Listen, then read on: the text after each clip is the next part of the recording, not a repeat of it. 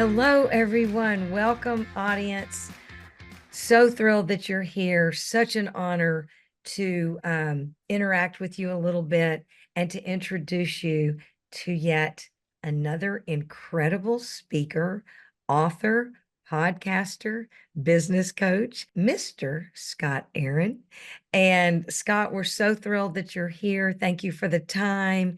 And please, two things. One, introduce yourself in a little more depth. And then, if you will, let's dive into this relationship um, that you have with accountability and how you share that with so many that you work with. Well, thank you, Carol. It's an honor to be here and a privilege, obviously. Um, more deeply about me, I've been coaching and consulting for almost 26 years now, since I was 19 years old. Different iterations. I was in the health and wellness industry for a while, and now, for the past almost 15 years, it's been strictly business coaching and consulting. I would say more notably on how to leverage LinkedIn to grow one's business and personal brand. That's kind of my main focus. My wife and I own three companies together. She runs one with our team, and I head another one with our team, and then we run one together. And all in all, I always like to tell people that I'm solution oriented, but my bigger purpose and our bigger purpose, myself and my wife, is to help service professionals, business owners become as wildly successful as they would like to be without giving up too much of their life. So finding that harmonious balance between working smarter and not harder and living more and working less. As far as where accountability kind of came into my life, um, it's definitely been a core foundation because I think you and I talked about this off air when we first connected. I was kind of thrusted into an adult role when I was, 19 years old. My father, who's one of my best friends, made some questionable business decisions that landed him in federal prison for 2.5 years. And at this time, he was operating a fitness club in downtown Philadelphia that was then turned over to me as a teenager, a sophomore in college. And that was kind of my first experience, not only in how to be resilient, but also the importance of accountability, because it wasn't just myself that needed to be held accountable. I was now responsible for holding other people to be accountable. My instructors, my trainers, my staff. And without accountability, the pieces kind of fall apart. And whenever you're looking to do anything, whether it's from a personal or professional standpoint, there needs to be a specific amount of accountability. Some people are very self-accountable, where they're just drivers. There's other people that need that little push. They need a little reminder here and there. And that's where I would say that's why I fell in love with personal training. And it's not that I wanted people to depend upon me. I always told my clients, I'm going to make you a very um, self-reliant client, meaning you're not only going to get a great workout when you're here with me, but you're going to be left with the tools of what you can do when you're on vacation, or if I'm on vacation, or if you want to come in on your own to grab a workout yourself. So I was kind of teaching not only how to be reliant upon me, but also educating and teaching them how to be reliant upon themselves.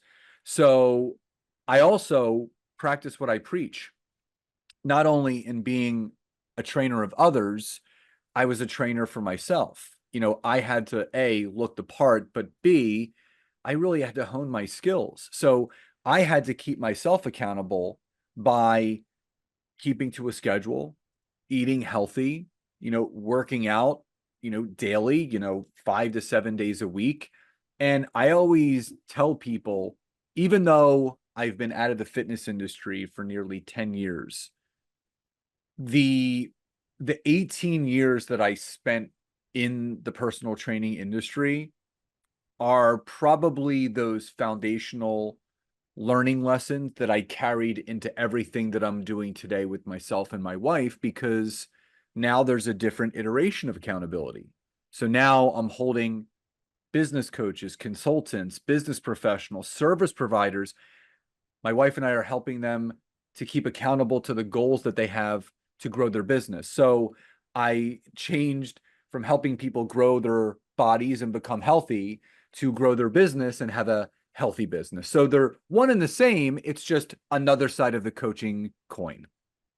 Of course. And I loved, first of all, I appreciate that so much. And, you know, not everybody, I actually do work with my husband very closely. We have a couple of companies together, and that in itself was an enormous learning curve, how to live and work together and all the things. However, I want to move forward from that and what you said to this self accountability, to Mm. be reliant upon oneself.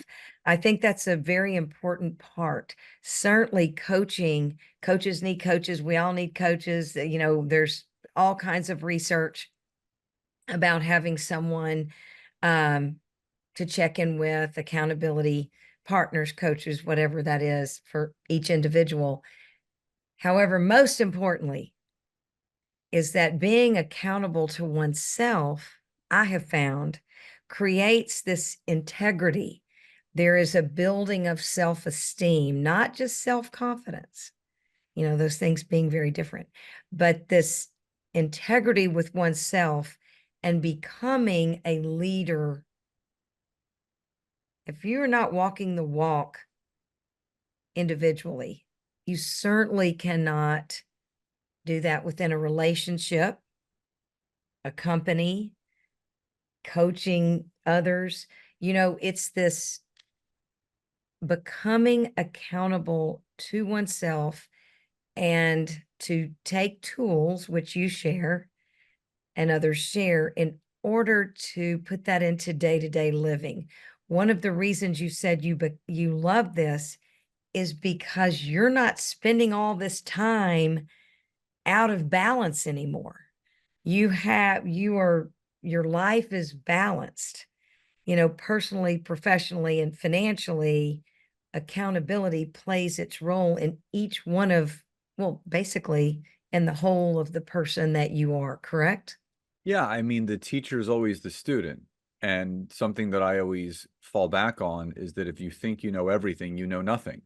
And as an entrepreneur, but also as a creative, I always want to learn new things. I love learning new information. I love learning new strategies and techniques, because all that's going to do is make me a better coach, because then I have something new to deliver to my clients that's going to help them progress the way that myself and my wife have. The other thing that I always come back to is something that I read in the book The Secrets of the Millionaire Mind by T. Harv Eker, and he always talks about how every master was once a disaster. So everyone starts at zero. I think we get a lot of people get caught up in the social marketing aspect of the imagery of things that they see people posting and how success maybe looks, as opposed to maybe, but you don't know what's going on behind closed doors. And that's why, yes, I mean, do I share a lot of information on social media? Absolutely. But do I brag or, really put myself out there in a very ostentatious way about our success? No, because no one cares about my success. They care about their own success. So I'm not going to cater to myself. Now, will I highlight accomplishments? Absolutely, because I want that social proof out there where people know this person that they're following, this person that they're getting close to maybe engaging a conversation to maybe work with one day, is doing the do, is walking the walk, is talking the talk, and then has something to show for it. Yeah, certainly proof of work. I mean, that's so important. That, you know, I think it builds trust and, you know, many other aspects of what people need to know to trust someone, right? Yeah. I have a question about your specific, or I'm going to say expertise on social leans to LinkedIn. Mhm. And could you share with the audience your why you gravitate or why you chose LinkedIn? Because there's so many social media choices. Yeah. So for me, I'm big into metrics. I'm big into KPIs, key performance indicators, and I'm also into data because that's where all the facts and the proof are. Hmm. So 2013, I was probably at the max of personal training. I was doing probably 65 to 75 sessions a week. Wow. Yeah, just completely burnt to a crisp. My son was a year old at this time. And a friend of mine asked me a question. He said, if you got sick or injured where you couldn't train people anymore, how would you earn a living? How would you make money? And it was a very like scary question to be asked, but in all honesty, I had never thought about my business mortality, and it was important for me to actually do so because no one actually thinks about that. They never think anything bad could happen, but I'm definitely a preparer because I always want to have another iron in the fire because if this doesn't work, then I'm going to try that. If that doesn't work, I'm going to try this. So I'm always solution oriented. And when I realized that I had put all my eggs in one basket, I knew I had to make a shift. Now, why social media really kind of attracted me is that was starting to become the way of the world in the sense of that's why a lot of people were really looking to do more business, but also to be more visible on there. Hmm. So for me, I'm like, okay, how can I replicate my personal training business that's in person, but do it online?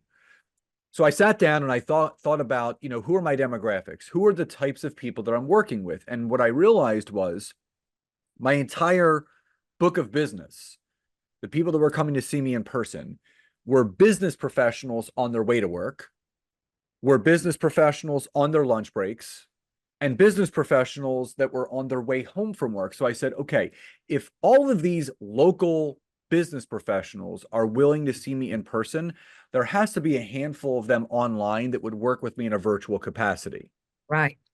So then I asked the secondary question, what social media platform would I most likely bump into a business professional that could benefit from my services? Now, not saying that they weren't on Facebook and Instagram, but Meta is more for personal reasons. It's yes, there's business professionals on there, but you have to think about the purpose of why they're on there.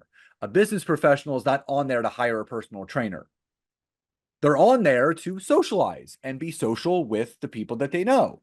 Now, LinkedIn is a networking event every single time you log on. So that's when 2013, I jumped onto LinkedIn, changed my profile around, started searching and connecting for business professionals that, could potentially, you know, use my services because I created at this point a whole online workout routine. I created an online nutritional program and basically just started having general conversations with people, finding out about their business. And they would ask me about mine and kind of sharing, what I did as a professional in the health and wellness space that I create and craft, custom online workout routines and nutritional programs for busy business professionals that, don't want to have to figure it out themselves. They want to, have someone figure it out for them and with them.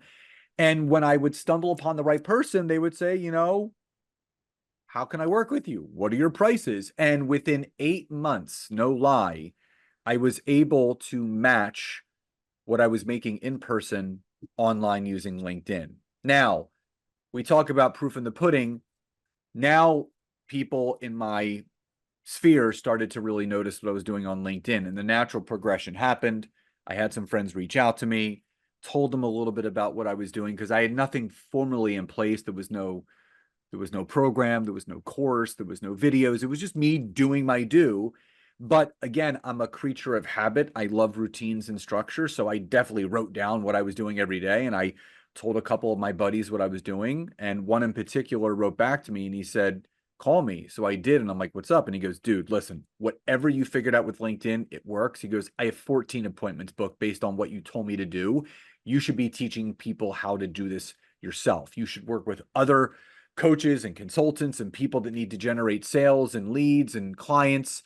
And you just got to teach them what you're doing. And that's when kind of like the light bulb went off. And I'm like, okay, there's a gap in the marketplace. There's people that are in the coaching and consulting space and service professional space that don't know how to leverage LinkedIn to generate leads and sales, but I cracked the code. And now all I have to do is get in front of the right people and teach them what I'm doing and show them how to get the same results as that I am. I love that. And I love the explanation. I know the audience does in the relationship and the differences between Facebook, Instagram, LinkedIn. I think it's incredible. And I want to ask you so many questions. And I know our time is so limited. Before we move on, I believe you have, what's your most recent book? I do want to share that with everyone because I'm so excited. You know, being an author is a big deal. And, you put yourself out there and you put your beliefs and you put this information. What is your most recent book? So my most recent book actually came out March of this year of 2024. My wife and I actually co-wrote it together. We are a husband and wife uh in life and in business, and we call it the feel good business model. So we really strived to find that work life integration and balance between working less, living more, but creating a great life for yourself. And we kind of took everything that we had built together, and how we structured our company to be run on a 3 day a week, business week. And we basically took that structure and we put it into a book form for anyone to get their hands on to learn exactly how we did it. So it's a very, I love the book just because we got to do it together. But my wife and I, our brains are completely the polar opposite. So she is a very detail oriented, checklists, bullet points, step 1 through step 10. So we kind of split the book in half. So she took the first half of the book and I took the second half of the book. So you'll see once you get to like chapter 7, when I start to take over, I'm a storyteller. Now, I do give accountability points for what you need to do, but you'll see a immediate difference in the way that information is shared from her brain and my brain. And it's a great mix for people because there's people that learn, best with the way that she does and best with the way that I do. And that's melded into one phenomenal book. And we're so super proud of it. And we've already gotten a ton of great feedback from people, and it's going to help a lot of people. We're very, very, very proud of that book. That's why I wanted to bring it up because when you and I spoke about it, it really, especially for those of us that work with our partners, right? I mean, first of all, for anyone, it is a great, 3-day work week and how to structure that. Let's face it, everybody wants that information. So Oh I know yeah. the audience is like, okay, they're probably searching it now. And I'm just excited as selfishly because Jeff and I call him the MVP of our lives. However, writing a book together, you've set up a challenge for us, just so you know. And last, we're going to hang up, but you've been so generous to make an offering to the audience so they can get to know you more and dive into some action. Would you tell us a little bit about that? Yeah, so it's called my LinkedIn profile optimizer. So one of the first steps in really putting out the right initiative of making that step into using LinkedIn starts with the foundation of setting up your profile the right way. So it's a free 6-page PDF that goes over the core foundations of what you need to do to set up your profile, your headline section and how that should be optimized, your summary section or about me, so you can kind of tell that story of your business and what you're doing, the experience section, joining the right kind of groups, because I always want people to do it right the first time. I would rather save people the trouble of fumbling through and maybe even Oh, giving up on LinkedIn. yes. Because and the honest truth is that if someone gives LinkedIn 9 to 12 months of their time, attention, and effort, you're never going to want to leave the platform. And one of the best ways to get started is through optimizing your profile. And that's why I am giving out the free gift that I'm giving to you guys today. Oh my goodness, Scott, really appreciate you, appreciate what you do. And I know the audience just is saying thank you. And I look forward to our next conversation. Me too. Thank you so much. Have an incredible day. Audience, oh my goodness, can you believe it? Thank you again for being here. And I can't wait to speak to each of you. Okay. Have a wonderful day, Scott. You too. Thanks, Carol.